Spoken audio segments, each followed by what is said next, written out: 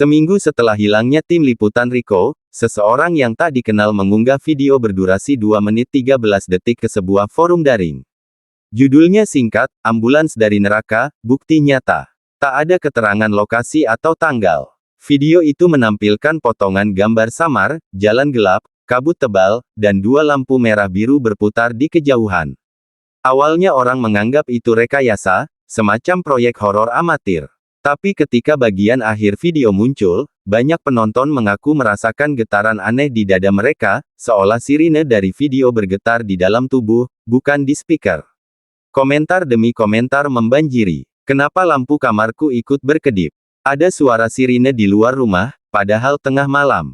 Setelah nonton ini, aku mimpi diseret ke dalam mobil putih. Dalam 24 jam, video itu sudah ditonton lebih dari 1 juta kali sebelum dihapus otomatis oleh sistem karena pelanggaran konten mengandung frekuensi berbahaya. Namun anehnya, file itu tetap muncul ulang di akun lain, seperti terus mengulang dirinya sendiri. Dita, seorang mahasiswa jurnalistik, menjadi salah satu penonton. Ia menontonnya di kamar kos, sendirian. Saat video memutar detik ke-47, layar ponselnya tiba-tiba membeku. Dari speaker terdengar suara lirih, bukan sirine, tapi bisikan. Kau lihat kami lagi, berarti kau bagian dari perjalanan. Ponselnya mati total. Malam itu, Dita bermimpi berada di jalan sepi. Kabut menutup segala arah. Di ujung jalan, ada ambulans putih berdiri dengan lampu merah menyala pelan. Ia berjalan mendekat tanpa bisa menahan diri. Dari balik kaca, seseorang mengetuk, dan ketika Dita menatap lebih dekat, itu wajahnya sendiri yang duduk di kursi pengemudi. Ia terbangun dengan napas tersengal. Suara sirine samar terdengar dari kejauhan, makin lama makin dekat. Ia membuka jendela kamarnya di lantai 2 kos. Tak ada apa-apa di luar, hanya jalanan sepi. Tapi saat menutup jendela, pantulan kaca memperlihatkan ambulans putih terparkir tepat di belakangnya. Keesokan harinya, penghuni kos menemukan kamar Dita kosong. Ponsel dan dompetnya masih di meja. Di lantai, ada jejak ban kecil dari lumpur basah, berhenti di depan pintu kamar. Di dinding tergambar tulisan samar dengan ujung jari. Dita 2025. Berita tentang video itu menyebar cepat. Beberapa pengguna internet mengaku mendengar suara aneh dari speaker meski videonya belum diputar. Banyak akun mulai menandai video itu dengan peringatan, kutukan digital, tapi tetap saja, rasa penasaran membuat orang menontonnya. Dan setiap kali video itu muncul ulang, satu akun akan berhenti aktif selamanya. Di ruang redaksi tempat Riko dulu bekerja, produsernya memeriksa server lama untuk mencari sumber file asli. Namun ketika ia membuka folder bernama Ambulans Project, layar monitornya menampilkan pesan otomatis. File tidak bisa dihapus. Ambulans sedang di jalan. Setelah itu, komputer meledak dengan bau kabel terbakar. Malamnya, penjaga gedung bersumpah melihat ambulans putih terparkir di basement, lampunya masih menyala walau tak ada orang di sana. Di kaca depannya, tertempel kartu pers usang bertuliskan nama Riko Santosa. Dan dari dalam mobil, samar-samar terdengar suara televisi memutar ulang liputan yang tak pernah sempat ditayangkan. Malam itu, stasiun televisi nasional TV Nusantara menyiarkan program berita malam seperti biasa. Pembawa acaranya, Anindya Putri, dikenal profesional, wajahnya tenang, suaranya lembut. Tapi malam itu, produser memberi naskah darurat bertanda merah. Berita terbaru, video ambulans misterius dikaitkan dengan kasus hilang massal. Semua orang di studio tahu, topik itu berbahaya. Tapi rating siaran naik tinggi sejak rumor ambulans itu merebak. Pukul 22.30, siaran dimulai. Anindya membaca pembuka dengan suara mantap. Pemirsa, malam ini kami akan membahas fenomena yang sedang ramai diperbincangkan, munculnya ambulans putih yang diduga. Tiba-tiba, suara sirine lirih terdengar di telinganya lewat earpiece. Ia berhenti sejenak, mengira itu efek suara. Tapi tidak ada satupun teknisi yang menyalakannya. Lampu studio berkedip pelan. Kamera tetap menyorot wajah Anindya, dan para penonton rumah melihat air matanya menetes tanpa sebab. Dalam rekaman live, wajahnya mulai terlihat pucat, seperti disinai lampu dari bawah. Ia berbisik pelan. Aku dengar, dia datang ke sini. Kru siaran panik, tapi sutradara tidak memutus siaran, mengira ini bagian dari efek dramatik. Di layar kontrol, muncul feed tambahan yang tidak dikenal, kamera keempat, padahal studio hanya punya 3. Dalam layar itu tampak parkiran basement gedung dengan satu mobil putih masuk perlahan, lampu sirinenya redup. Siapa yang nyalain feed itu?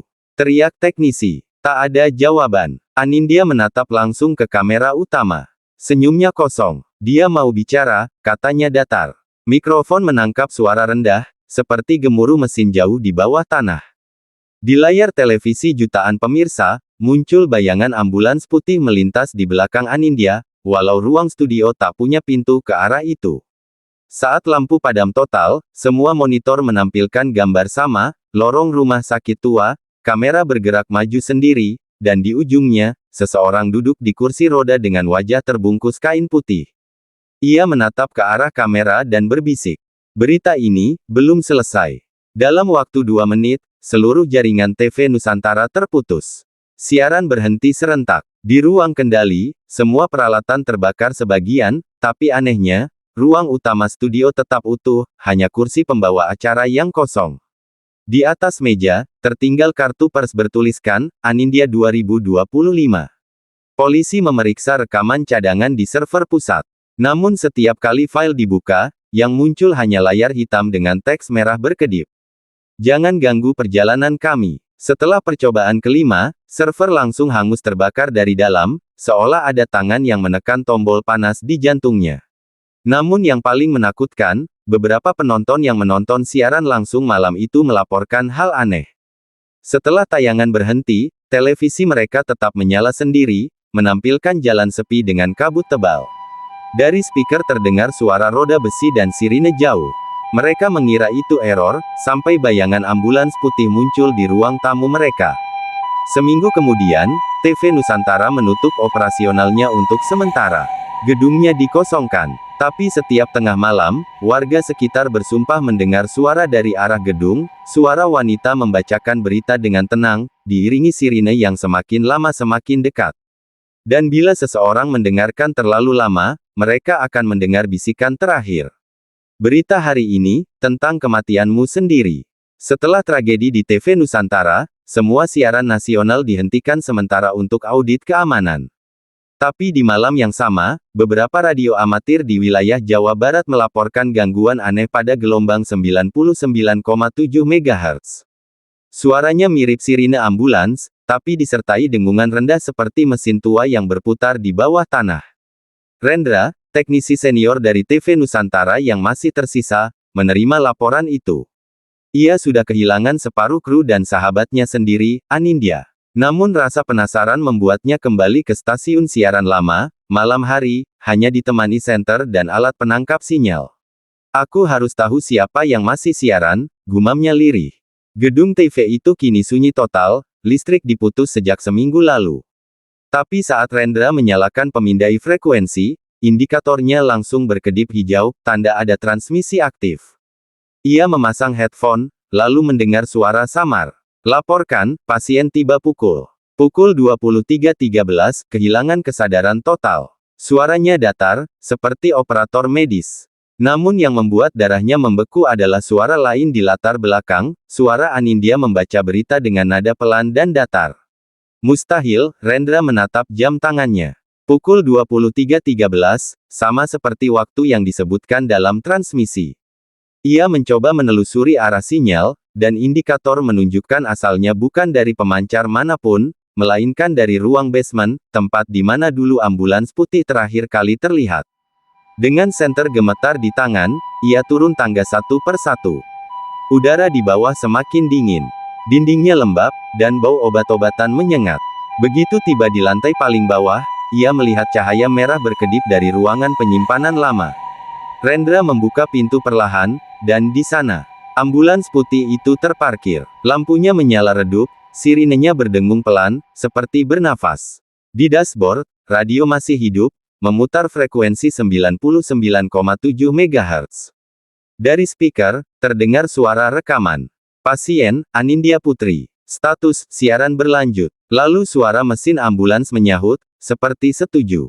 Rendra memberanikan diri mendekat. Ia menekan tombol pintu belakang, dan perlahan terbuka. Di dalamnya ada tanduk kosong, Tapi tali pengikatnya bergerak pelan sendiri, seperti melilit sesuatu yang tak terlihat.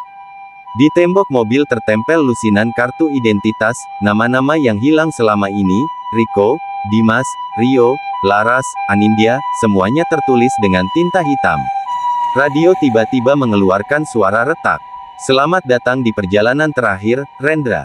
Ia mematikan alatnya dan berlari, tapi pintu basement menutup sendiri dengan dentuman keras. Sirine ambulans langsung meraung keras sekali, membuat lampu senter padam. Dalam kegelapan, hanya terdengar langkah kaki mendekat dan napas berat di belakangnya. Pagi harinya, petugas keamanan menemukan alat pemindai sinyal di lantai basement, masih menyala. Jarumnya berhenti di angka 99,7 MHz, tapi frekuensinya kini memutar suara lain. Berita pagi ini, satu teknisi ditemukan hilang di ruang siaran lama. Sumber, TV Nusantara. Padahal stasiun itu sudah mati. Sejak hari itu, siapapun yang mencoba menyetel 99,7 MHz di radio mereka pada tengah malam akan mendengar hal sama, sirine jauh, laporan medis, lalu suara Anindya berkata pelan. Berita berikutnya, giliranmu. Dan sinyal akan hilang begitu saja, meninggalkan bau solar yang samar di udara. Setelah insiden hilangnya Rendra, pemerintah lewat Kementerian Komunikasi dan Keamanan Siber Nasional segera melakukan operasi besar. Mereka mendeteksi bahwa frekuensi 99,7 MHz tidak berasal dari menara manapun, melainkan dari titik koordinat hutan Cikidang, sebuah kawasan yang sejak lama ditutup karena longsor dan kabut tebal. Namun yang aneh, sinyalnya bisa didengar di seluruh Jawa Barat, bahkan hingga Jakarta. Tim teknis dari militer dan satelit lokal diturunkan. Komandan operasi, Kolonel Satria, membawa 12 personel dan alat penangkap sinyal spektrum penuh. Kita blokir siarannya malam ini, katanya tegas. Tapi seorang teknisi muda, Reza, memperingatkan, sirine itu bukan gelombang biasa, Pak. Itu, seperti frekuensi hidup. Sinyalnya berubah seperti sedang bernafas. Semua terdiam. Mereka membangun pos darurat di pinggiran hutan. Pukul 22.45, radar mendeteksi peningkatan sinyal. Di layar, terlihat gelombang naik turun membentuk pola aneh, bukan huruf, bukan kode Morse, tapi irama detak jantung manusia. Sumbernya di sana, kata Reza menunjuk lembah gelap. Mereka menyiapkan kendaraan dan perlengkapan, termasuk satu alat jammer untuk memutus transmisi. Saat konvoi memasuki kawasan hutan, kabut turun tebal. Suara jangkrik lenyap. Di tengah jalan tanah yang licin, lampu-lampu kendaraan mulai berkedip, dan radio militer menangkap suara tak dikenal. Pasien berikutnya tiba, jam 23.13. Kolonel Satria menoleh ke arah Reza, wajahnya pucat. Matikan radionya, teriaknya. Tapi suara itu tetap terdengar, bahkan setelah alat dimatikan. Mereka tiba di sebuah lapangan terbuka bekas helipad darurat. Di sana berdiri menara logam berkarat, bukan menara resmi, tapi seperti dibangun dari sisa-sisa ambulans tua dan antena televisi patah. Di puncaknya, ada lampu merah berkedip. Dan di bawahnya, ambulans putih terparkir, lampunya berputar pelan. Reza mendekat, menancapkan kabel jammer ke tanah. Ia menatap layar alatnya, sinyalnya melonjak hingga 300%. Tidak masuk akal, Pak.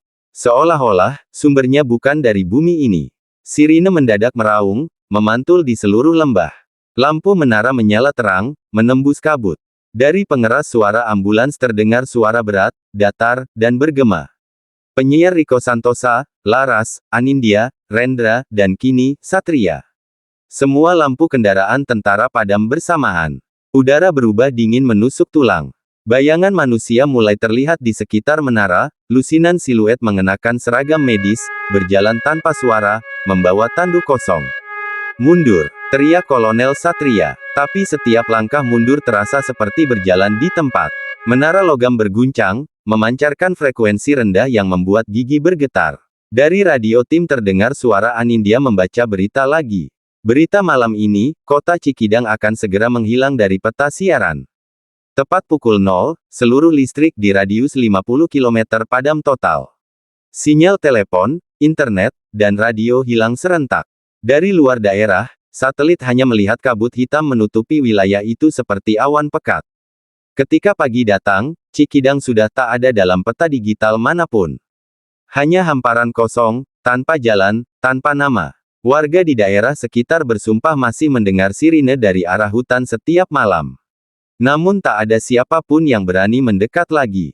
Di layar monitor milik Reza yang berhasil ditemukan seminggu kemudian, tersimpan satu pesan terakhir dari sistem jammer. Sinyal berhasil diputus. Status transmisi, pindah ke media baru. Dan sejak malam itu, frekuensi 99,7 MHz benar-benar lenyap. Tapi beberapa orang mengaku kini mendengar suara sirine itu bukan lewat radio, melainkan lewat mimpi mereka. 2 minggu setelah Cikidang menghilang, seluruh media global mulai menyoroti kejadian itu. Pemerintah bungkam, peta digital menampilkan wilayah kosong tanpa keterangan. Namun di forum-forum gelap internet, seseorang dengan nama pengguna Redambulance mulai mengunggah cuplikan video berjudul, rekaman terakhir dari 99,7 MHz. Video berdurasi 1 menit 37 detik itu menampilkan gangguan statis dan potongan gambar tidak jelas. Tapi di detik ke-59, muncul tulisan samar. Transmisi beralih ke jaringan digital. Kami terus beroperasi. Lalu terdengar suara sirine, sangat pelan namun menusuk, cukup untuk membuat speaker komputer bergetar halus. Banyak penonton melaporkan hal aneh setelah menontonnya, layar komputer mereka menampilkan pantulan wajah asing di monitor, atau jari-jari berdarah yang menyentuh dari sisi dalam layar. Seorang ahli keamanan siber bernama Dr. Hanif Prakoso dari Badan Riset Nasional mencoba menganalisis file tersebut. Ia menemukan bahwa data di dalam video tidak sepenuhnya berformat visual. Ada kode biner tersembunyi di setiap frame, membentuk pola identik dengan frekuensi jantung manusia, sama seperti pola dari sinyal 99,7 MHz. Ini bukan file biasa, katanya pelan, ini entitas yang belajar menggunakan jaringan kita. Ketika ia menjalankan simulasi decoding, ruangan laboratoriumnya mendadak gelap. Layar-layar komputer hidup sendiri, menampilkan kamera CCTV yang menyorot koridor rumah sakit tua. Di ujung lorong itu, terlihat ambulans putih melintas perlahan. Sirinenya terdengar jelas walau semua speaker sudah dimatikan. Hanif mencabut kabel daya, tapi semua monitor tetap menyala. Di layar tengah, muncul pesan otomatis. Kami butuh sinyalmu, dokter. Lalu wajahnya sendiri muncul di layar, duduk di kursi pengemudi ambulans. Ia menjerit, dan semua lampu padam. Rekan-rekannya menemukan ruangan itu keesokan harinya, komputer hangus, tapi jantung cepunya tetap berdenyut seperti makhluk hidup. Sementara itu, di dunia maya, muncul fenomena baru yang disebut eko ambulans. Siapapun yang menonton video tersebut hingga selesai akan mengalami gangguan aneh, denyut nadi mereka naik, suhu tubuh turun drastis, dan di ruangan mereka terdengar sirine samar selama 3 malam berturut-turut. Setelah itu, beberapa di antaranya menghilang. Hacker-hacker dari berbagai negara mencoba melacak server asli video itu. Namun setiap kali mereka mendekati IP address sumber, server mereka rusak permanen. Salah satu hacker meninggalkan catatan terakhir sebelum akun miliknya lenyap. Sumbernya bukan di bumi. Sinyalnya datang dari bawah tanah, menembus serat optik seperti darah di nadi. Dunia digital menjadi tidak aman. Banyak situs berita mengabarkan gangguan misterius pada jaringan fiber nasional. Setiap kali sirine itu terdengar lewat speaker publik atau siaran langsung, lampu di sekitar wilayah tersebut berkedip, dan sinyal internet mati selama 13 detik, durasi yang sama seperti laporan, pasien tiba, dari rekaman 99,7 MHz. Di sebuah forum investigasi, seseorang mengunggah potongan log server dengan tulisan merah. Ambulans online, status, mencari penumpang baru. Dan di bawahnya tercantum nama-nama akun acak yang hilang dari dunia maya dalam 24 jam terakhir. Kini, siapapun yang menjelajah internet di tengah malam mungkin akan melihat iklan misterius muncul sebentar di layar, gambar ambulans putih dengan teks, jangan tutup tab ini. Bila kau menutupnya, layar akan padam, dan untuk sepersekian detik sebelum mati total, kau akan mendengar suara lirih dari speaker laptopmu.